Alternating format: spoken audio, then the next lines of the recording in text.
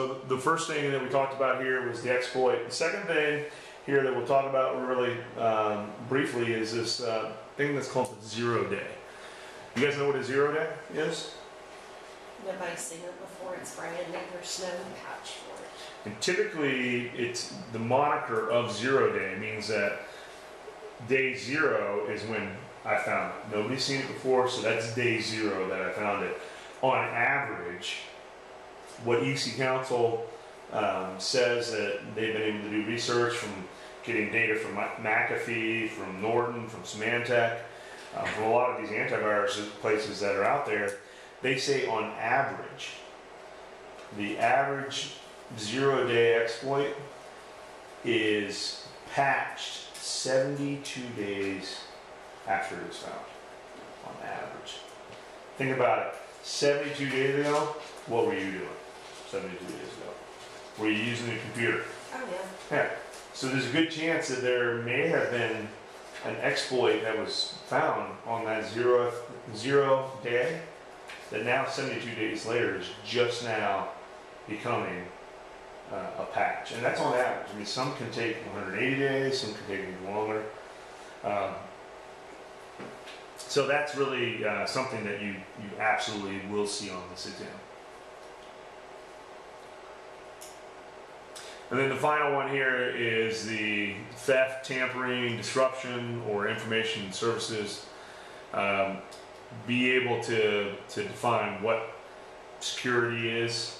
And really, I think it depends on which business you're in, on defining that very clearly, is what does security mean to you?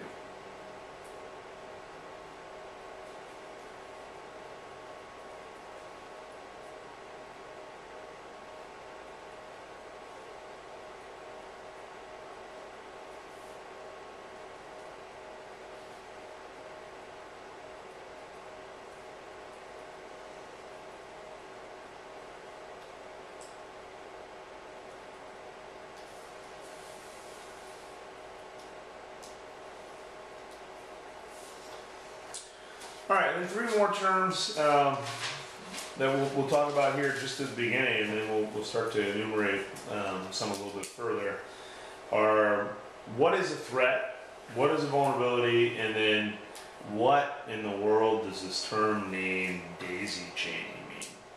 Well, a threat could be anything, right? It doesn't necessarily have to be a specific definition, although really it comes down to, is it something that can be exposed? Is it a potential violation of security? Is really how we need to define it here. A vulnerability is essentially a weakness, and it's kind of like if you have some sort of crack in a bridge. Well, that bridge could now collapse and it has a weakness. But typically we find vulnerabilities in software or systems because it was designed so quickly, or it was implemented so quickly, that security was an afterthought. Like healthcare.gov. Like healthcare.gov. That's a good example. Yes, absolutely. Where you're told, hey, you have to get it in to production right now, and it has to be in there right now, and is it ready for 2 million people to simultaneously try to connect to it? Well, I don't know. I don't know if that, and if not, then we're going to test it in production, which you never want to do. And then this final thing here that is on this page, you can destroy your tracks by what's calling this daisy chaining. You can go back and remove log files, or somehow be able to go through and erase all the different steps that you use in order to be able to get on somebody's network, and that's typically what's referred to as daisy chaining. So this next slide that I want to talk about really briefly is three keywords that we will see on the exam. And these are things that you probably have heard of before. These are the trusted triad of information security. Talk about who is authorized to have access, that is confidentiality. What's going to be the trustworthiness of the data? Has it changed? Can you prove that it's changed? That's the integrity of it. And what about the availability? Is it required by all authorized users to make sure that the system is up and running? So I would ask you guys, just there's no wrong, right, or whatever answer here. Which one of these three of this triad are the most important to you? Is it confidentiality, integrity, or availability? I'd say integrity for me, Integrity? because if the information's wrong, then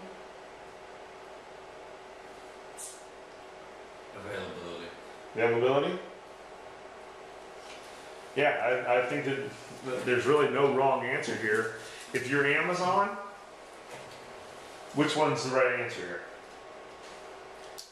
availability. Or maybe which one's the right answer? I would agree with that. I mean, maybe, you know, to them, if you can't stream a video on Amazon Prime, I mean, If you can't place an order.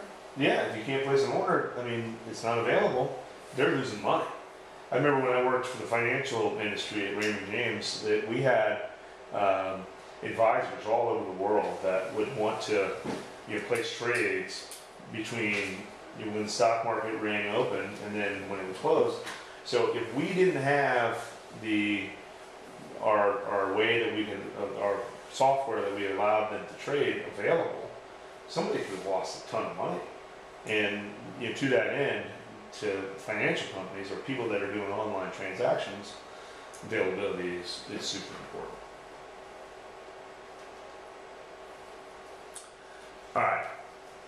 So as far as authenticity and non-repudiation, these are two terms that we see all the time, that are used throughout the industry. You know, I have a buddy who, I'm not going to use his name, but he is you probably have somebody like this as well, that is your go-to person. If you need to get tickets to a game, you go to this person. If you need to find out some information, you go to that person. Well, this buddy of mine, I was going over to his house, and you know, I walk in and I see a Kobe Bryant jersey on the wall. And I'm not a big Kobe Bryant fan, but I go up and I say, hey, this is a cool looking jersey. And my buddy says, oh yeah, it's Kobe Bryant's All-Star jersey. It's signed by him. He was the MVP that year. And so, you know, me being the goon that I am and having studied this stuff before, I take it off the wall, and it's in a nice frame, and I take it off the wall, and I'm looking for the certificate of authenticity that's associated with it. Because I don't know if you guys watch Pawn Stars, but they oftentimes will call and they have a big briefcase to come in and, you know, look with his big magnifying glass to see if the signature's real or to authenticate it.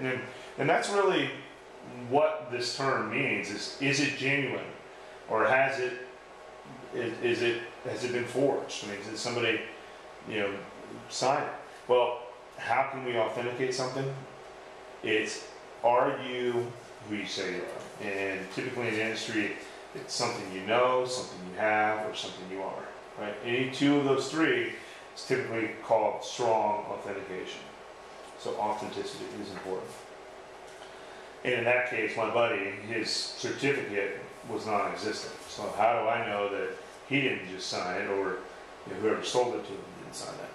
So this term over here on the right is non-repudiation. And this is a lot of times with forensics and the court of law, we see non-repudiation brought up, because what it means is that you cannot deny that it came from you. So what gives us that? Digital signature on email. Digital signature on email. A timestamp on a fax says that, hey, this came from this particular number, even though that can be spoofed in a court of law, that should hold up as far as non-repudiation is concerned. You cannot refute that it came from you as far as the authenticity is concerned. And so usually what we'll do is we'll do an MD5 hash of a document, typically like a SHA for a digital signature, and that's how we can show non-repudiation. You will absolutely see those two terms on the exam. So this is kind of interesting right here, and I want to go up here and draw it up on the overhead real quick.